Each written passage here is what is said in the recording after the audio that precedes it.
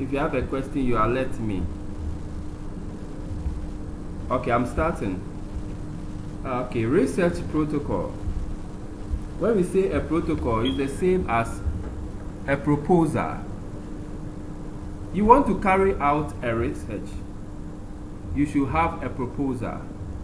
For instance, you are biomedical researchers, meaning that most of your research you'll be carrying out will be in the area of biomedical science, in which you'll be taking human blood samples.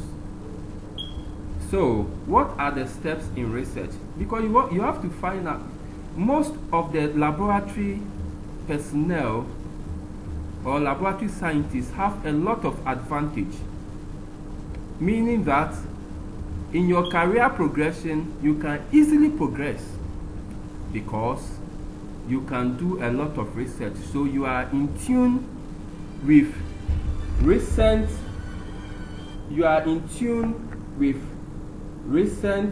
information in the world of science. So what is research? What is research proposal? Let's see. Can you see the second slide? Yes, sir, we can see. Okay. So Kotari in 1988 defined research as redefining problems, formulating hypotheses,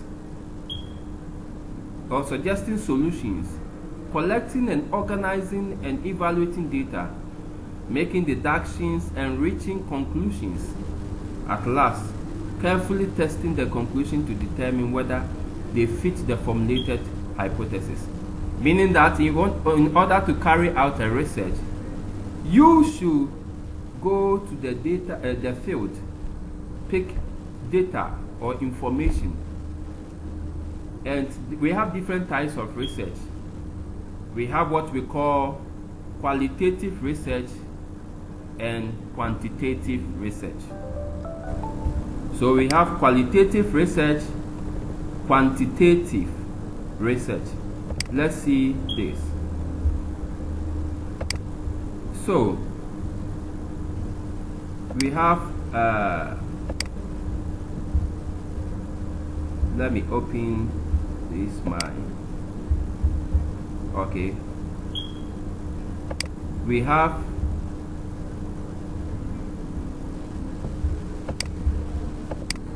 okay, so in the field of research we have, can you see this slide? This whiteboard. Yes, we can see. Very good. So we have qualitative research,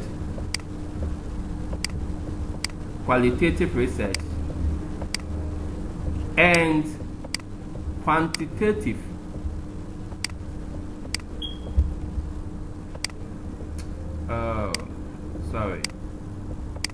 And quantitative research. So what's the difference between qualitative and quantitative research?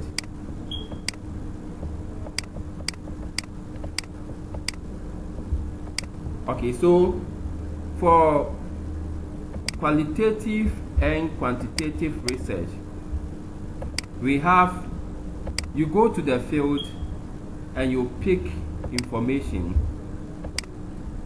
and the information you pick, for qualitative, you just look for opinions of people.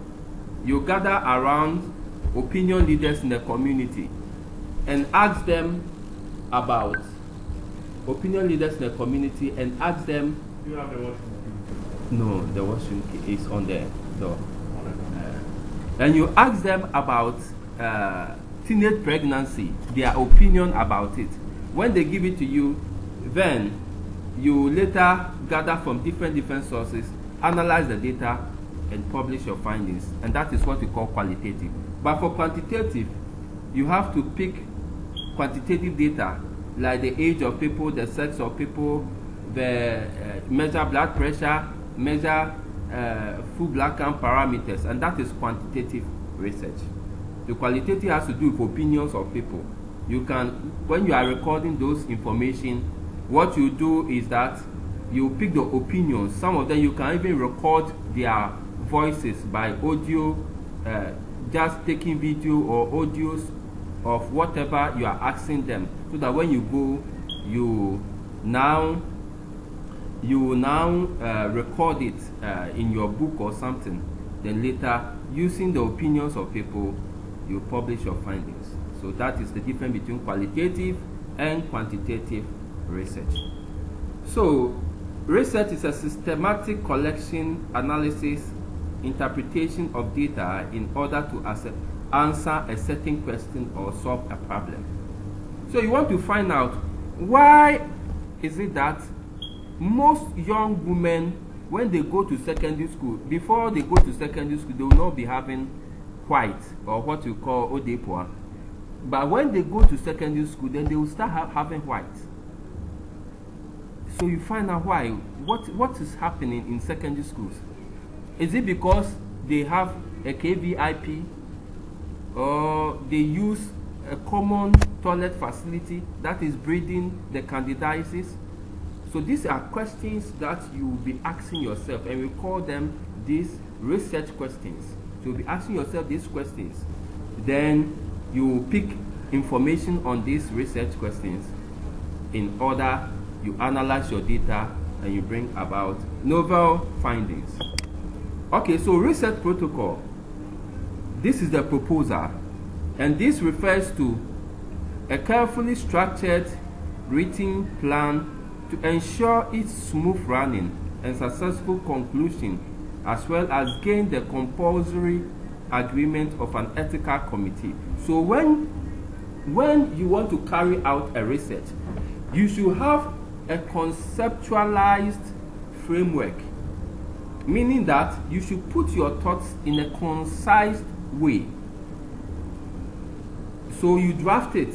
You start by writing your topic, then you go to your introduction, the rationale or the justification of it. You go to problem statement, you state your objectives, you state your methods, you state your study expectations, because when you are starting with the proposal or protocol, you don't have your research findings. It is now that you want to go and carry out the study. And because you are a biomedical scientist or going to conduct biomedical research can be in animals or animal models, or it can also be in human beings. So with this, you need an ethical approval. In your final year, you'll be doing your thesis. You'll be doing your final year research. So you need to go to the field and collect data, carry out your research. But because you'll be working in human beings, you will need ethical approval, either from Navrongo Research, from KNUST, from GTH, from UDS, or wherever you want to go for it. So with the research protocol, you conceptualize your information. We give it to the ethical approval board or ethical review board for them to justify and ascertain whether the research you want to do is feasible, whether it will not harm human beings. It will not do any harm to human beings, but rather it will be of good to human beings. So a research protocol is also defined as a formal written record that a researcher prepares before research field work is undertaken. Please, can you see slide 4? Thank you. So why research protocol? Why do we have to write the research protocol or research proposal? Because for a businessman, before you enter into a business, you should have your business plan. And we biomedical scientists, or we scientists, we have what? A research protocol or proposal. And the research proposal is used to clarify the research question. What is baffling your mind? You are thinking that, this is the thought going through your mind. Why if you are working, can you go to school in addition? If you are a worker, can you add schooling to your work? So this is what is baffling your mind. This is your research question. And there is a norm that you shouldn't combine work and school. That is what is there already. But you want to change the status quo by saying that no, I can go to school and also be actively working without study leave. So now you go to the field, collect your data from students who are student workers like you. Go to the field, collect data from them. Combining work and school, is it okay or is not feasible? Then you go to those in the secondary schools whose parents are sponsoring their education. Find out from them. Is it easy for you to just go to school and your parents will be giving you money, and you compare the scores or the output of these two streams of people? Those who are attending school and they are also working, you look at their performance against those who are going to school and they are not working, but their parents are giving them subventions. When you compare the two, then you come out with the finding that, oh, when you go to school and you also work at the same time, there is no statistical difference between, meaning that both of them perform well. Or you can say that those who go to school and also add work in addition to going to school, they excel more than those who are being taken care of by their parents. So with this, you arrive at a research, you arrive at what? A finding, and that becomes your research hypothesis. So, to clarify the research question, the question baffling your mind, what you want to use your research to answer, that is the research question, or your objective. To compile existing knowledge.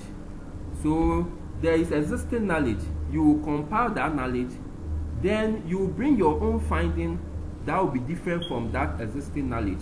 But now, it is easy to go to school and also be working at the same time. That is your research finding. To formulate a hypothesis and objectives. To decide about a study design. So we'll be doing study design in a different lesson at a different time. So we will go into what is a case control study, what is longitudinal study, what is cross-sectional study, what is experimental study. We will do all these things. We'll also clarify, the research protocol also clarifies the study design. And also it is the research protocol that you can use to apply for funding.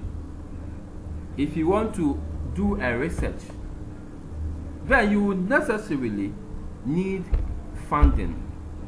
So you draft your research proposal or protocol. It's like a businessman. You have your research, you have your business plan. You go to big people like, what do we call it? Tobinco, Ibrahim Mahama and the rest, that you have a business plan. Would they buy into your business? Then they will look at the plan, go through and say, oh, your business will be good. I want to be an investor in your business. So the scientists also have to, you have to what? Share your research proposal with funding agencies so that they will be able to support or supply the funding necessary for you to carry out the research. Because some of the biomarkers we have been using on the logistics we've been using for the research are very expensive. So you need to sell your protocol so that you get a grant. So when you go to KCCR, Noguchi and other places, the people who are doing the research, they are very rich, because when you send one proposal out, last time somebody earned about $3 billion in University of in Noguchi. Just this year, January also, somebody has won $3 billion to do research, and out of this $3 billion, your salary is inside. Let's go to slide 4. Can you see slide 5? Can you see slide 5? Hello? Hello? Can you see slide 5? Can you see slide 5? Okay. So, the format of a protocol. And please, mind you, it is the research protocol that you are going to develop into your thesis. The protocol is what you are going to develop into your thesis.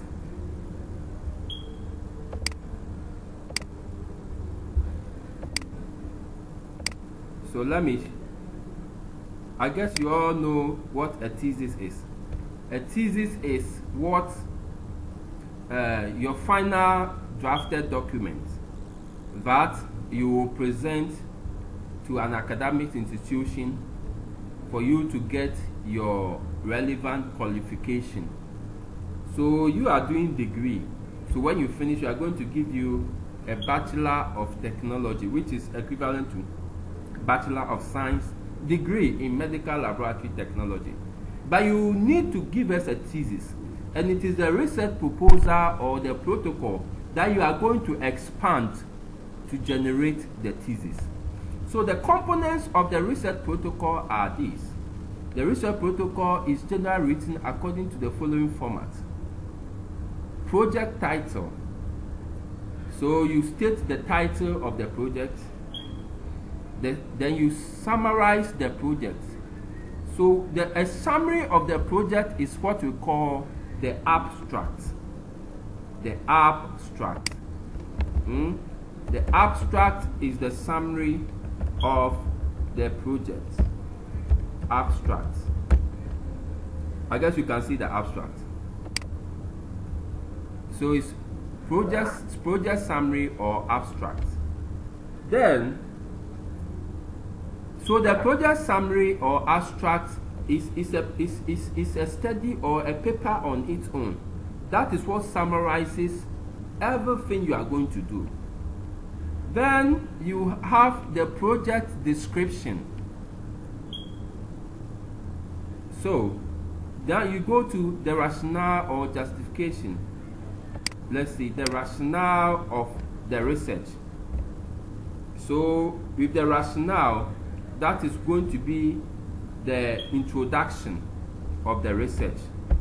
So the introduction, you have to tell what other people have done about your research question or what you are investigating. What are other people already doing in this area? You want to find out why people are getting or contracting Helicobacter pylori infections in Bolgatanga. What have other people done on this? Has anybody done a research in Bolgatanga or elsewhere investigating the causes or risk factors associated with Helicobacter pylori? If somebody has done, then you identify the gaps in the research that people have done. And those ones are going to be your research questions or objectives. So the objectives or the hypothesis will end up being what? The hypothesis is what? Your research question.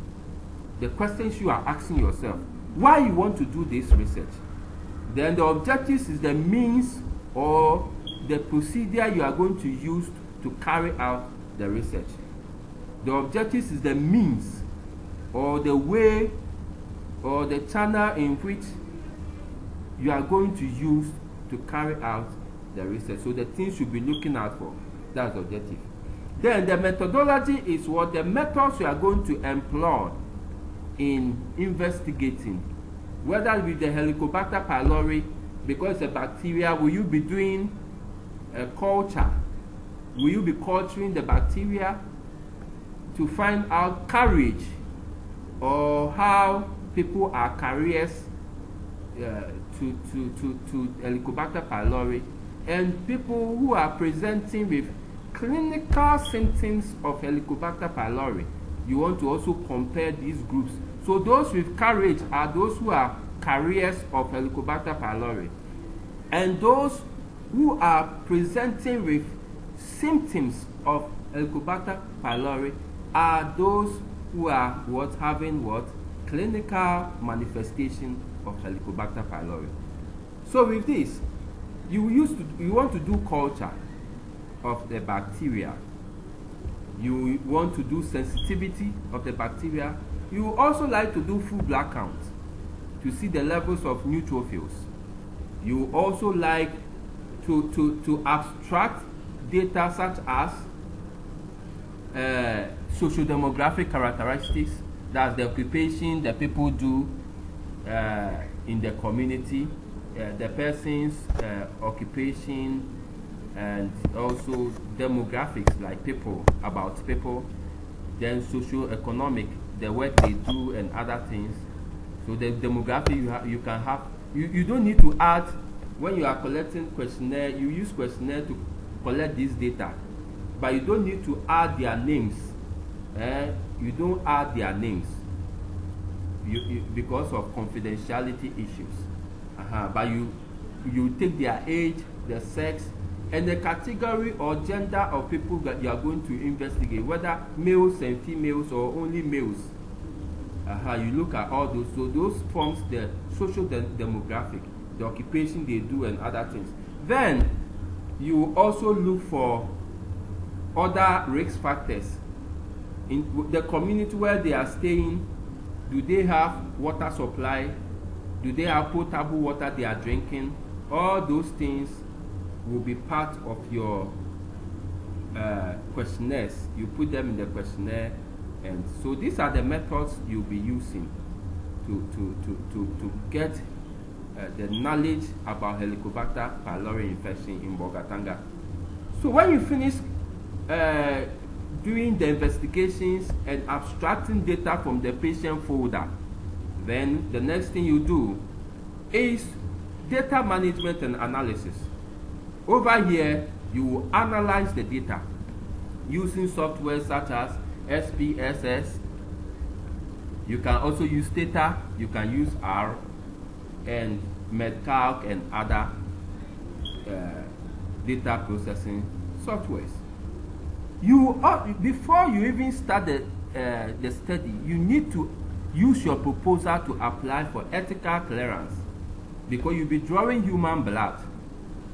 If you are working in laboratory animals too, in the University of Ghana, Legon, they have an IRB or Institutional Review Board for the use of laboratory animals, because the animals are very expensive and there are a lot of ethical ramifications in connection with animal usage, because they consider animals like human beings. They know that the animals are not many. The laboratory mice, laboratory rats, albino rats, and those, they are very expensive to scientists.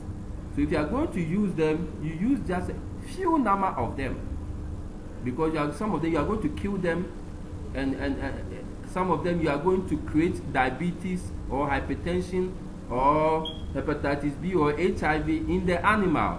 You are going to create cancer in the animal. So you just pick a few of the animals, maybe 15 animals, and use them for the study, because you shouldn't create a lot of sickness or disease in a lot of animals. So with this, you need ethical approval. You need to be guided by an institutional review committee. And examples are the Nabrongo Health Research, IRB, Confanote, IRB, University of Ghana, IRB, UGS, Tama Teaching Hospital, Institutional Review Boards. There's Noguchi, there is KCCR also.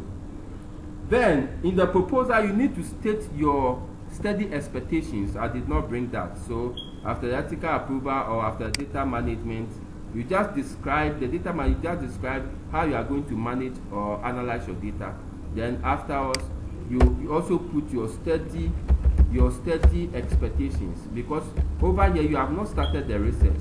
You need permission to carry out the research. So you need to state the findings you are looking for based on your hypothesis. Then references are here. You state the study timeline, then the budget of the study. Any question? Any question? Hello? Hello? Hello? Yes, we are listening. We are listening. Any question? Any questions? Hello?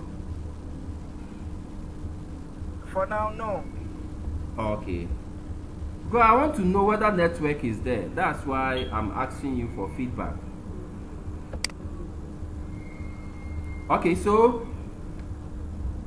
you need to state your timeline. You need to state. You said what? Hello, sir. Yes. Can you see the slides?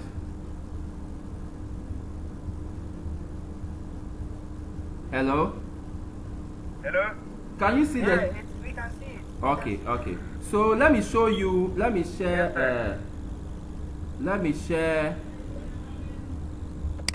share a study timeline and a budget. Let me share a budget for you to see. So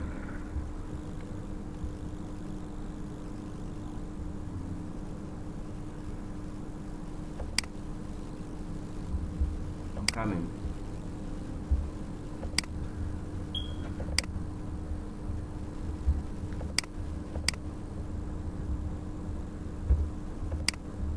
Okay, so this is I'm sharing a budget.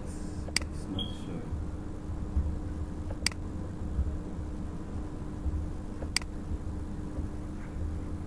Okay, so this is a budget. This is a budget I prepared for one study for Ghana Health Service. So this is a budget, an example of a budget for a low birth rate study. I guess you can see it. You state what you are going to use.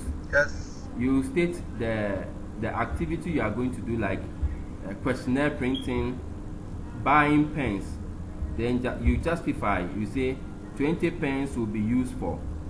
Then amount 1 Ghana cedi for a pen. I developed this one in 2019. Then total amount or total number of pens. I'll need about 20 pens. So this is a budget which I'll be sharing with you after the research, because you go and apply for ethical approval, so you need all this. Let me share another thing with you. Let me share a questionnaire with you. So this is a questionnaire. Study questionnaire. So this is also a research we did at Regional Hospital, NICU, the Neonatal Intensive Care Unit. And this is the questionnaire we developed. So you look at parental socio-demographic information,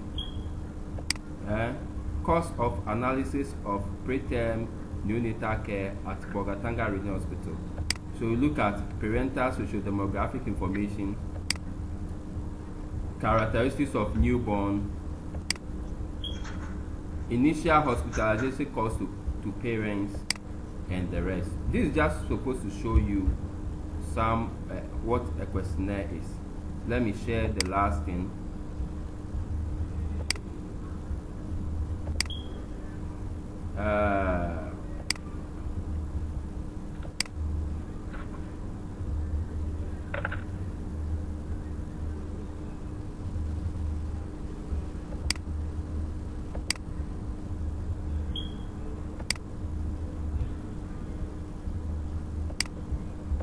I guess you can see the new thing I'm sharing. Can you see? Yes. If you can see, read it and let me hear the title. Statistics of the. Very good, very good. Statistics of all the. Very good. Okay. Wait. Okay. Uh, Okay, so I want us to just flip through before I continue. So this is a proposal that my wife developed for her research. So, characteristics of low birth weight infants delivered at Cape Coast Teaching Hospital, a cross-sectional study. So you look, this is the title page. You bring principal investigator, that is this Priscilla Atta Johnson. Then supervisor, Dr. Phyllis Owusu Eje. Then you go to, this is the title page, how the title page is supposed to be. Collaborating Institution, University of Cape Coast. Then you come to the background. This is the background here. This is the abstract or the summary of the research of the protocol. This is the summary. We call it abstract. It's a different, it's summarizing everything, and it stands on its own. Then you go to introduction. From introduction, you go to justification. Why do you want to carry out this research? Haven't other people done it already, and you want to waste people's time and resources and come and carry out something that somebody else has done? So you need to justify why you also want to do this research. Have even people done something on this research before? You can also do a study that nobody has done anything on it before. Whatever you are doing, you want to even do, people have done it already. So you look for gaps or loopholes, things that people could not touch or couldn't do, then you also do, so that you add to knowledge. So you justify why you want to do the research. Then the research question is your hypothesis.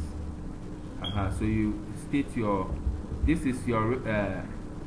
is your null hypothesis, and this is H0 is the null hypothesis. Then the H1 is the research hypothesis or the study hypothesis. It is also called the alternative hypothesis. Alternative hypothesis. Then you go to the objectives. So the objective starts before the main objective. Then later you split the main objective summarizes what you want to do. And most of the time the main objective is the title of the research you want to carry out. Is the main objective. Then the study objective or the specific objective breaks down the main objective. And at your level you shouldn't go beyond 3 objectives. So you break down the objectives. And the objectives is just stating what you want to do. So it's breaking them down to estimate the prevalence of low birth weight at Cape Coast Teaching Hospital, to determine risk factors associated with low birth weight, to make recommendations for policy decision on low birth weight. So these are the things you want to do. So you just point them out. Then the methods is the means or the way you want to carry out this research, how you want to generate your data. Then you go to inclusion criteria. Which people are qualified to go through this research? Or what population of respondents or participants are you envisaging or are you looking for? So you can say, I'm looking for all pregnant women in Bolgatanga Regional Hospital. All pregnant women, you are going to include them. Then out of all these pregnant women, you are going to disqualify some of them based on the fact that they don't qualify for the research. Because a pregnant woman who has been admitted at the neonatal intensive care unit cannot be used for this research because she is having an emergency treatment. So if you go there, you are saying you are going to recruit her in your research, you are going to kill somebody's wife. So she's having an at-risk or emergency pregnancy. So you shouldn't go and joke with people's life like that. So you leave such a person. Somebody is also having coronavirus and has been isolated at the maternity ward. And you want to use such a person for your normal diabetes hypertension research. No. The ethical ramification or ethical approval will not accept that you use such a woman. So you exclude all these people from the research. Some of the women will also say that, no, me, I don't want to go through your research. I don't want to be part of your research. So if this person says she doesn't want to be part of your research, then you exclude her from the research, because her right supersedes your right. You want to do your research to go and collect. You want to do your research to go and collect your certificate. What does it got to do with her?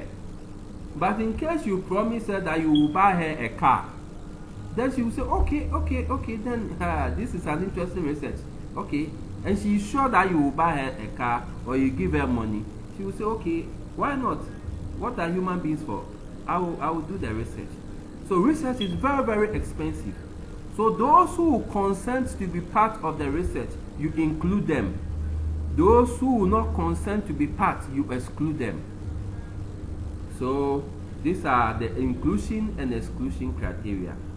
Then the data collection techniques. How are you going to collect your data?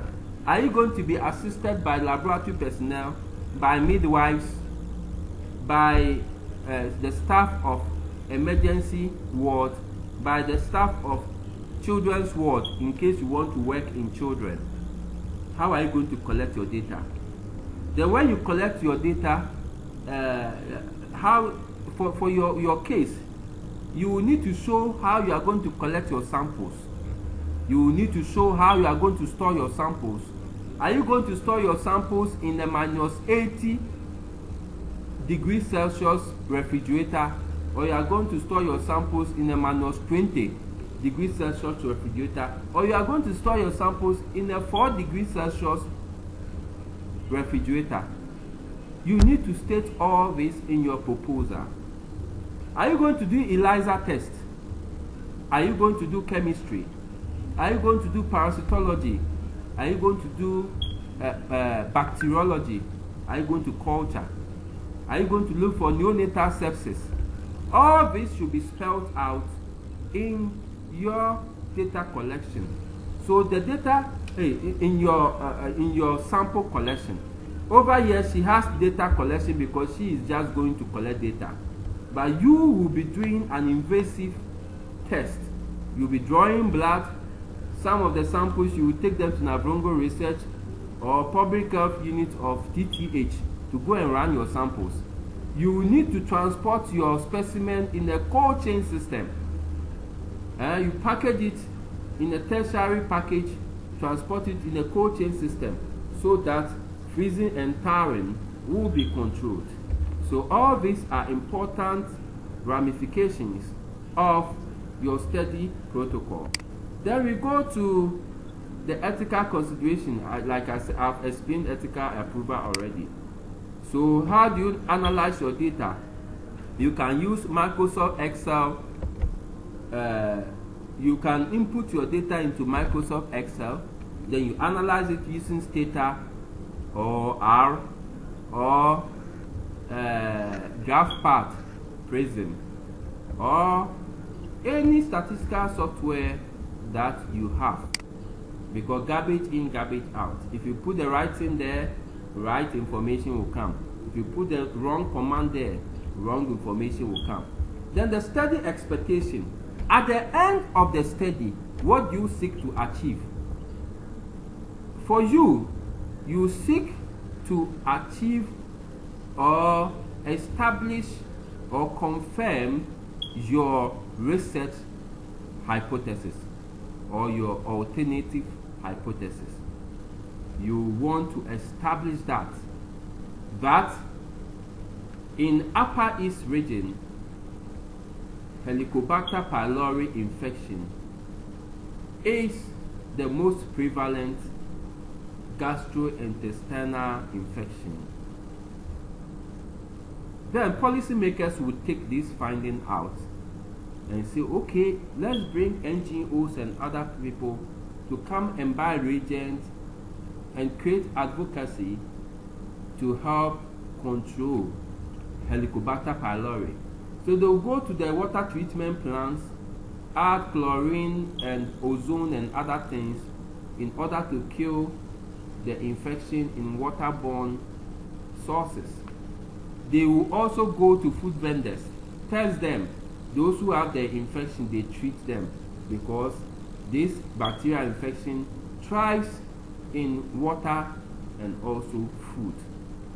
So at the end of the study, it is expected that your study finding will help inform policies. So, references. So your study should be of a public health relevance, and it's supposed to help solve public health issues. Then you present your references. The references to, we have referencing software such as Mendeley. Mendeley referencing software is there. It's a free software which I want to teach you people, but you don't want to give me the time to teach you. So Mendeley is there. We also have another one too, is Mendeley. Then I forgot, we have Zotora. Then please, hello. The referencing softwares, what are some of them? I forgot, We have Zotora, we have Mendeley, then we have EndNote. EndNote is also there, EndNote. So I want to teach you how to use the Mendeley.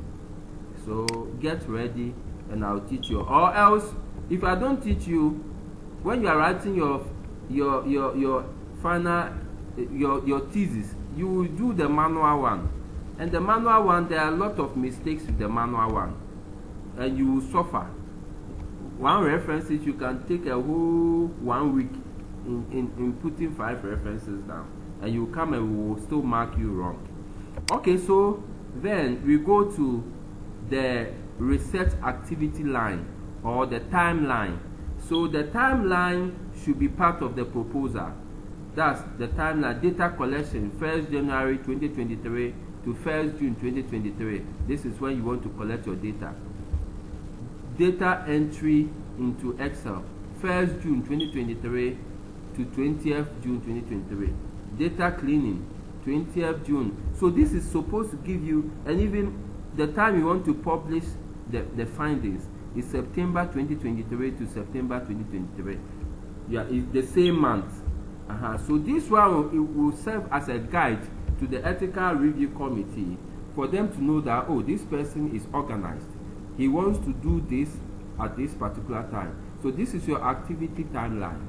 So let's go to the slides.